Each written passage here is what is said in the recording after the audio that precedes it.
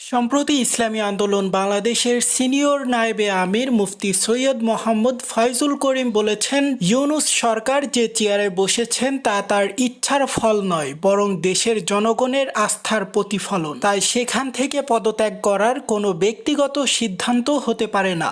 জনগণ তাকে চেয়ারে বসিয়েছে, জনগণ ডিসাইড করবে সে কখন চেয়ার থেকে উঠবে। তিনি আরও উল্লেখ করে বলেন, জনগণ তাকে দায়িত্ব দিয়েছে একটি নিরপেক্ষ, শান্তিপূর্ণ ও বৈষম্যহীন নির্বাচনের পরিবেশ তৈরি করার জন্য। সেই দায়িত্ব থেকে সরে যাওয়া মানে জনগণের আশা আকাঙ্ক্ষা অপেক্ষা করে চলে যাওয়া। মুফতি ফয়জুল করিম আরও বলেন, আপনি যে চেয়ারে বসেছেন তা আপনাকে জনগণ দিয়েছে। সেখানে থাকা বা না থাকা আপনার একক এখতিয়ার হতে পারে না। এটি জনগণের অধিকার এবং তাদের ভবিষ্যতের প্রশ্ন। তিনি বর্তমান সরকারের কাছে আহ্বান জানান যেন জনগণের ইচ্ছা ও আশা আকাঙ্ক্ষাকে গুরুত্ব দিয়ে সিদ্ধান্ত গ্রহণ করেন। সো হেই বন্ধুরা, আপনারা দেখছেন এইসে গ্লোবাল নিউজ, সাথে আছে আমি হুসাইন আহমেদ। সকল আপডেট পেতে আমাদের সাথেই থাকুন। ধন্যবাদ।